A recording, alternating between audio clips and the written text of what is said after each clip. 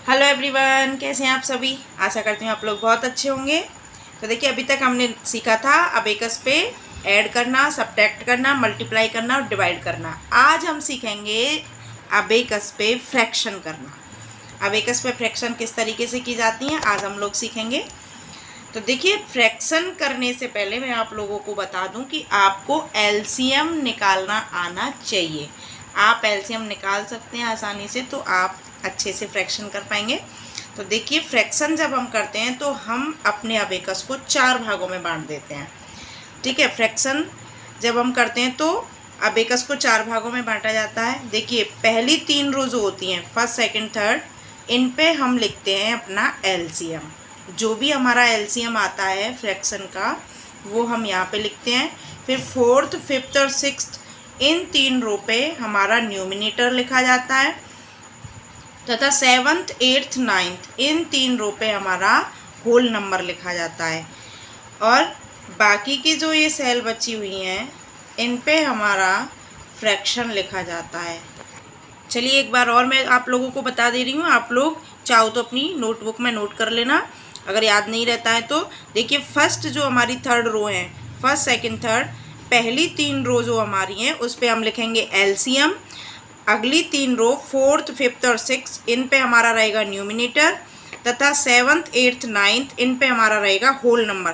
Whole number जिसे हम पूर्णांक नंबर कहते हैं, जो कि मिक्स फ्रैक्शन में आता है।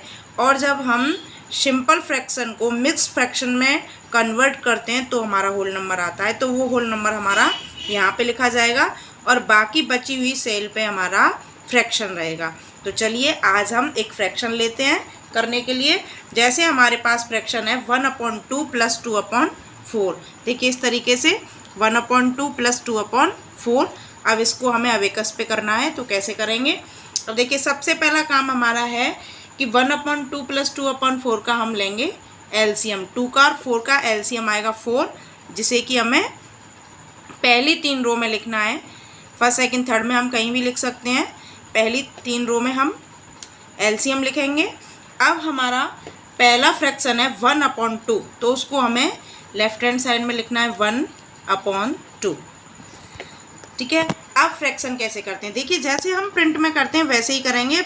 बस ये रहेगा कि वहाँ पे हम दोनों फ्रैक्शन को एक साथ लेके चलते हैं, यहाँ पे हम 1 बाई 1 करेंगे। देखिए, 1/2 हमने पहला फ्रैक्शन लिया। अब 2 का हम 4 से डिवाइड करेंगे। 2 से 4 का डिवाइड करेंगे तो 2 बार जाएगा, 2 2 ज़ा 4, और जो जितनी बार जा रहा है उसका 1 से मल्टीप्लाई करेंगे। और मैंने जो रो आपको बताई थी न्यूमिनेटर वाली, उस रो पे उसको सेट कर देंगे। तो देखिए, 2 का जब 4 से डिवाइड किया तो हमारा आया 2, और 2 का 1 से मल्टीप्लाई करने पर भी आया हमारा 2। तो हम फोर्थ, फिफ्थ और सिक्स, ये जो हमारी न्यूमिनेटर वाली सेल है, इस पे हम 2 को सेट कर देंगे कोई सी भी सेल पे। तो पहला फ्रैक्शन हमारा क्लियर हुआ। अब हमारा दूसरा फ्रैक्शन है 2/4।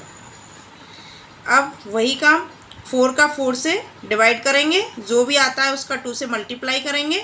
और देखिए, प्लस है हमारा फ्रैक्शन, प्लस है, तो इसी 2 में हम जो भी आएगा उसको प्लस कर देंगे। तो देखिए, 4 का 4 से जब डिवाइड किया तो 1 बार गया, 4 1 जा 4, और 1 का हम 2 से मल्टीप्लाई करेंगे तो 2 1 जा 2। 2 का मल्टीप्लाई 1 से किया तो 2 ही आएगा, और 2 को हम यहाँ पे ऐड कर देंगे। तो 2 में 2 प्लस किया तो हमारा हो जाता है 4, और ये यहाँ से हम साथ के साथ क्लियर कर देंगे।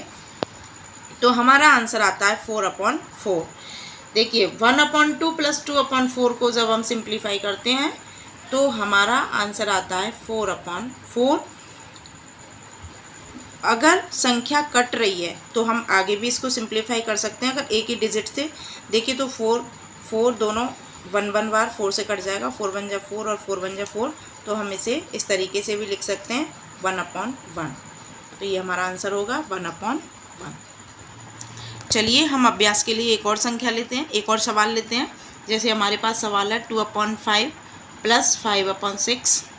देखिए, प्रिंट में 2/5 + 5/6, 2/5 + 5/6। अब इसको हमें अबेकस पे करना है, तो हम किस तरीके से करेंगे। तो देखिए, 2/5 + 5/6, सबसे पहले काम हमारा रहेगा 5 और 6 का एलसीएम।